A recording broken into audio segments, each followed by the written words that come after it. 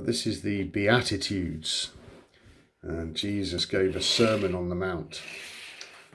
Now the Sermon on the Mount is when you raise the secretion, and this is the mount, and Jesus appears. And not physically, it's an experience. It doesn't mean you see some bloke in a white robe cutting about in a pair of sandals with baskets full of fish and bread. Don't take this literally. Blessed are the poor in spirit, for theirs is the kingdom of heaven. Blessed are those who mourn, for they will be comforted. Blessed are the meek, for they will inherit the earth. Blessed are those who hunger and thirst for righteousness, for they will be filled. Blessed are the merciful, for they will be shown mercy. Blessed are the pure in heart, for they will see God. Blessed are the peacemakers, for they will be called the children of God. Blessed are those who are persecuted because of righteousness, for theirs is the kingdom of heaven. So I'll take you through that. Blessed are the poor in spirit. So the poor in spirit is those that haven't achieved higher consciousness yet, but they will be blessed. Because these are the ones that are seeking earnestly, because they know something's wrong and God has hidden something, but it is the honor of a king to seek it out. Okay? So blessed are those who mourn. It's the misery of the mind, for they will be comforted. That sacred secretion, it makes you feel wonderful. It takes all of that away, as does meditation. The two go hand in hand. Blessed are the meek, for they will inherit the earth. Right, the meek, heavily misunderstood. The meek doesn't mean somebody who shuffles around looking at their feet. That's not meek. That's just how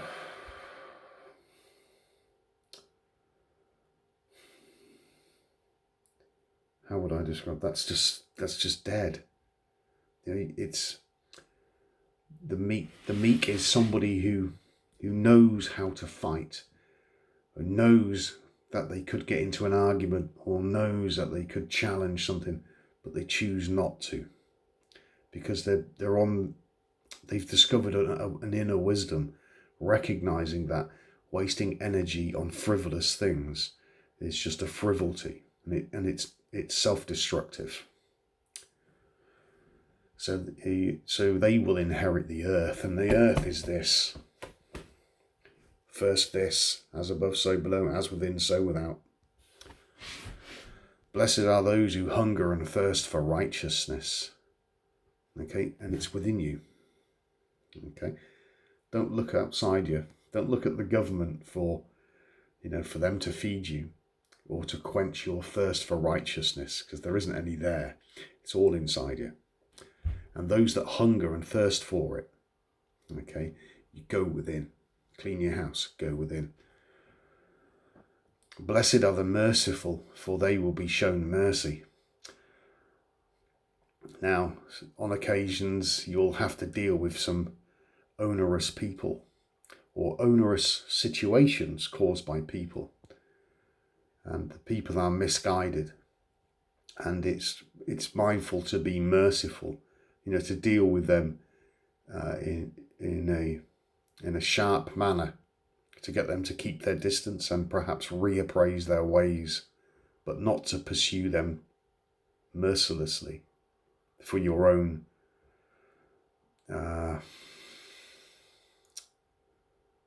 for your own feelings of revenge or whatever. And to avoid trouble, if you can see it if you can see it coming, go the other way. Blessed are the pure in heart, for they will see God. Now, I just spoke about that in the last one, the Lord's Prayer, the pure in heart. When the heart links the brain, you will see God. Okay? And blessed are the peacemakers, for they will be called the children of God. Yahweh. Okay? And is not to be belligerent. Sometimes, this is a difficult one, okay? Because sometimes you've got to get in people's faces to diffuse a situation, because you'll present yourself as bigger than they are, and they'll think, going down the road of violence with that individual is perhaps not the way to go. So that is it's not a peaceful way of going about making peace, but it functions nevertheless. And it's to be non-belligerent. It's to stand up to bullies and troublemakers, and present yourself as not moving, immovable.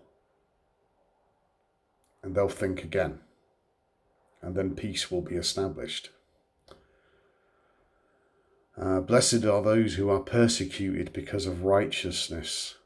And for theirs is the kingdom of heaven. Now, as this thing unravels what's going on in the world now, those that are upright, they've shifted the energy, that's upright, righteousness. It's not about being nice just for the sake of being nice. That's just stupid. The righteous will be hated, and they will be persecuted. That's just the way it's going to be. But theirs is the kingdom of heaven. So anything that gets taken from you in the physical will be replaced in the metaphysical. So what Satan takes away in this world, the Father gives you in the world of consciousness. Okay? So don't be worried about physical things. It will get replaced with metaphysical things of far greater import. Okay? And metaphysical stuff doesn't get old. The stuff in this reality gets old really fucking quickly, doesn't it? It's just boring. Yeah, the same old, same old. So there you go, the Beatitudes. Okay? And it is very powerful. Because it embodies the promise. It carries on. Blessed are you when people insult you, persecute you, and falsely say all kinds of evil things against you because of me. Some of the emails I get are generally very nice. Some of the emails I get are absolutely horrid. But I always recall this. So, it's the nature of the beast again. Rejoice and be glad, because great is your reward in heaven. For in the same way they persecuted the prophets who were before you. You are the salt of the earth, but if the salt loses its saltiness, how can it be made salty again? It is no longer good for anything except to be thrown out and trampled underfoot. You are the light of the world. A town built on a hill cannot be hidden. So it's a town, a city, on a hill, Pine Hill. Neither do people light a lamp and put it under a bowl. Instead, they put it on its stand, and it gives light to everyone in the house. In the same way, let your light shine before others, that they may see your good deeds and glorify your Father in heaven. And that's what I'm doing. That's what you're aspiring to do. And some of you already are, I know that. So, it's about spreading that good news. The fulfillment of the law, and the law is the Torah. The Torah is your DNA. And Torah actually means the instructions for life, or the instructions for living. And your DNA tells your body what it is and what it does. Quite simple. Do not think, this is good, do not think that I have come to abolish the law or the prophets. I'll read it again. Do not think that I have come to abolish the instructions or the prophets. I have come not to abolish them, but to fulfill them. So when I was saying to you, you're meditating, God's going in there and he's activating this, which then activates this. That's how important meditation is, people. For truly I tell you, until heaven and earth disappear, not the smallest letter, not the least stroke of a pen will by any means disappear from the law, the instructions, until everything is accomplished. Now, people take this so literally. Okay, let me explain it to you. All right, because when it's explained to you, you'll go, "Oh, fucking hell, that's so obvious. Why didn't I see that?" Now listen. It says here, "For truly I tell you, until heaven and earth disappear." What, heaven and earth disappear? Well, the end of the world? No.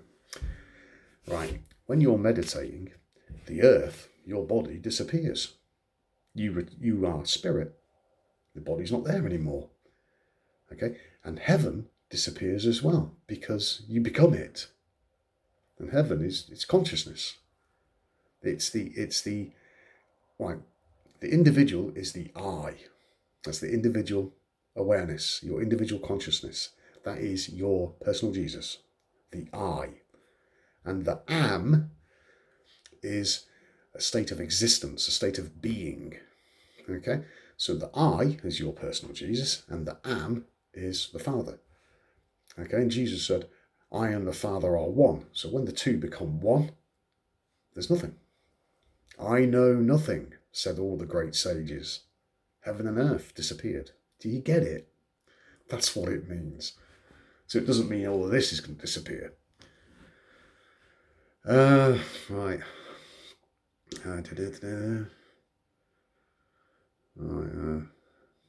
Therefore, anyone who sets aside one of the least of these instructions and teaches others accordingly will be called the least in the kingdom of heaven. So who was called the least in the kingdom of heaven? Well, that's the Apostle Paul. Paulos, it means lowly and little. The least, lowly and little. That sounds like the least to me. It's the ego. But whoever practices and teaches these commands will be called great in the kingdom of heaven. This is so simple, people. For I tell you that unless your righteousness surpasses that of the Pharisees and the teachers of the law, you will certainly not enter the kingdom of heaven.